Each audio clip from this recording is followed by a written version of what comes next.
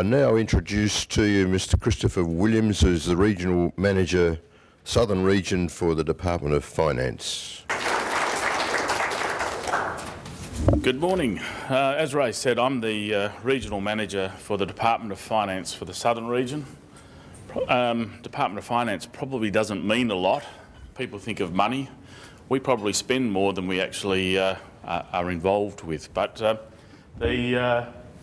I'd just like to thank the Chamber and also the Department of Commerce for arranging this and giving us the opportunity to actually provide you with some information, and hopefully you'll find it interesting. I'm based in Bunbury. I love this part of the world. I was down here a few weeks ago and did the swim around the jetty. So just a little bit about the Department of Finance and the area of the Department of Finance that I work in. We look after a couple of areas. One is works procurement, and another one is actually goods and services procurement. Just a little bit about the works procurement. We look after a lot of maintenance of government buildings.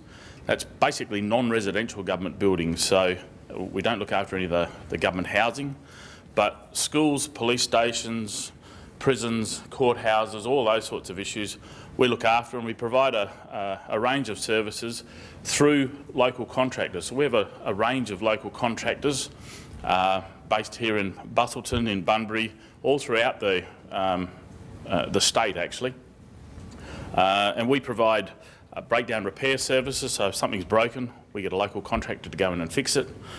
We also conduct regular routine maintenance of things like RCD testing in schools and police stations and those sorts of things. RPZs, which are backflow prevention, need to be serviced on a regular basis. Fire equipment, those sorts of things. Plus we also do some restoration maintenance. We conduct a fair bit of minor works on behalf of various agencies, and we also are involved in a lot of capital works projects. My group are not involved in the Busselton Hospital. That's just a bit above our league, and that's normally handled by strategic projects out of the Department of Treasury. But we've put new police stations into Busselton. We've put Trade Training Centre into the Busselton Senior High School. We're currently putting some Year 7 facilities out at Cape Naturalist College and also down in Margaret River. And we also provide a lot of advice and planning and do a lot of knowledge sharing to various agencies, but also try and assist local contractors in being a part of either maintenance or procurement. On the procurement side, most agencies have the capacity to procure under their own legislation up to about $20,000. Anything over $20,000, they actually require the assistance of the Department of Finance, and I have actually 6 procurement staff. There's 3 based in Bunbury and I have 3 in Albany, who assist agencies with their procurement. The agency themselves are the principal to the contract, but we actually assist and facilitate the process. So it can be anything from, we did engage some consultants in relation to the expansion for the Busselton airport. We work with the Development Commission. We do a lot of work for what used to be DEC, now Department of Parks and Wildlife, or DPAW. So we handle the contracts for the water bombing. So the Duns aviation planes that come and do all the water bombing, we actually facilitate and handle that contract on behalf of DPAW. The Western Shield program, which is the fox baiting program, we again handle that, the tender process and facilitate the process on behalf of Department of Parks and Wildlife. We also do arrange a number of what we call group buying arrangements. Now statewide there are a number of what they call common use arrangements, or CUAs. We love acronyms. And these common use arrangements apply mainly in the metro area. They're not mandatory in regional Western Australia, and so in a lot of cases we actually assist agencies in setting up either agency-specific contracts or a group buying arrangement, which means that a lot of local agencies can access goods and services from local suppliers. We also provide a lot of advice to agencies and also to suppliers. And I'll talk a little bit more about that after. From our perspective, the Department of Finance basically gets involved with all government agencies apart from, there are a couple of exceptions. There's what they call government trading enterprises, or GTEs, so ports, Western Power, Water Corporation and the Public Transport Authority. We don't do anything for those agencies. There are some other agencies with special responsibilities. So Main Roads look after roads. We don't look after the roads for them. They have their own contractual arrangements. Department of Transport with marinas and those sorts of things, and also Landcorp. Interestingly, for Main Roads, we actually do most of their maintenance for them. So in their facilities, in their offices, in their workshops, we do a lot of their maintenance. We do some of their capital works stuff, but we don't actually look after any of the roads. Just in relation to the work side of things, regionally we have set up what we call a service alliance, which is basically a pre-qualification process, and anyone's able to become a part of that service alliance. It's not rocket science, and it's fairly easy to do. And what that does is enable those contractors, they're pre-qualified and they contract directly with the Department of Finance under the banner of Building Management and Works. And that also gives them the opportunity to actually tender and quote on a lot of work. Any work over $150,000 is publicly open, is subject to a public open tender, but works under $150,000, we can use people and invite people from the Service Alliance to actually provide quotations on that. In relation to the goods and services, as I mentioned before, there are some common use arrangements, but again, they're not mandatory in regional Western Australia. There are probably only two that are regional, and one's motor vehicles and the other one's to do with some travel.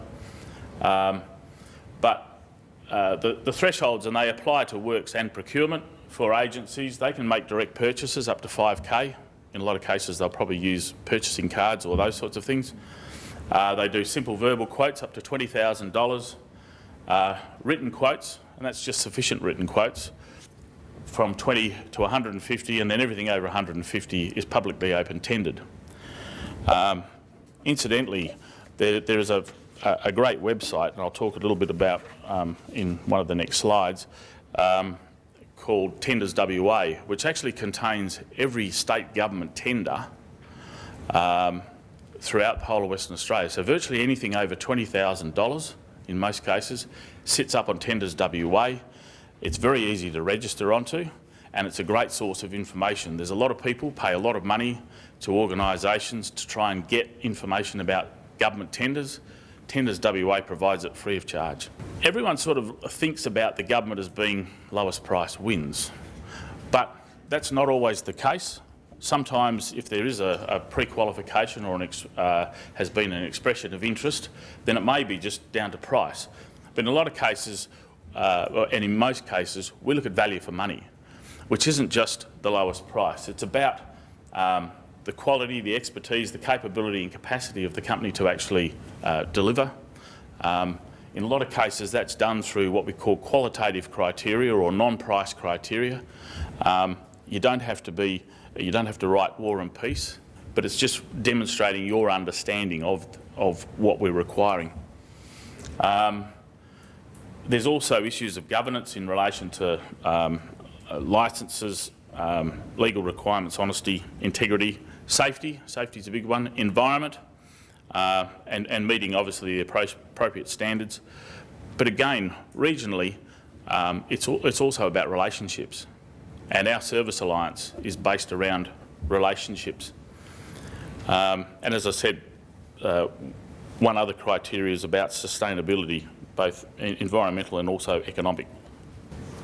So some of the benefits, establishing sound relationships, looking at that value for money thing, so it's not the lowest price always wins, being timely. Also, it has wider benefits for regional Western Australia. And there is a policy, and I think Barry did mention about buying locally, and there is a policy around called the Buy Local policy, which recently the current Barnett government made some quite significant increases to the thresholds in relation to the Buy Local policy. Previously, it was for a works contract, it was $5,000, 5% up to $50,000 for a regional business, and then 5% up to $50,000 for local content.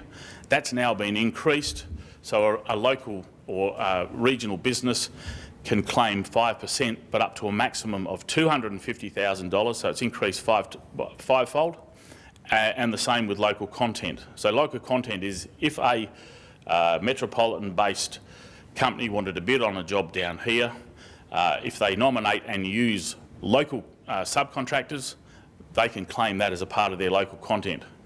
So, as I said, regional price preference, there's two parts of it for works contracts, which is business and content. For procurement, it actually just deals with 10% up to $250,000. But also with any procurement project, if it's over $750,000, one of the qualitative criteria in there is 20% given to local content. So it actually increases it quite significantly, the benefit to local businesses. Tenders WA is the website that I was talking about. It's an online website that you can pick up any West Australian government tender. It's a fantastic website, and I would encourage you all to actually register. You can register and they'll actually send you advice on things that you're interested in. So if it happens to be building contracts or it has to be consultancies or those sorts of things, very, very worthwhile. There are some brochures available on our website, which are very easy to download in relation to suppliers' guides for tendering and those sorts of things. We also do run Selling to Government. It's a 2-hour thing. I've got about 10 minutes today. There is a 2-hour course that we do run, which actually provides people with some fantastic tips on how to actually sell to government, because a lot of people struggle with the qualitative criteria and some of those things. So there's some great advice, and if people were interested, then we can arrange to actually do a course down here. And my guys from Bunbury can come down and run it. For information, there is a website there. It's just www.finance.wa.gov.au. We have 13 regional offices. The offices that I look after is Bunbury, where I'm based. We've got an office in Albany and one in Arrogin. But we have 13 different offices from Kununurra down to Esperance.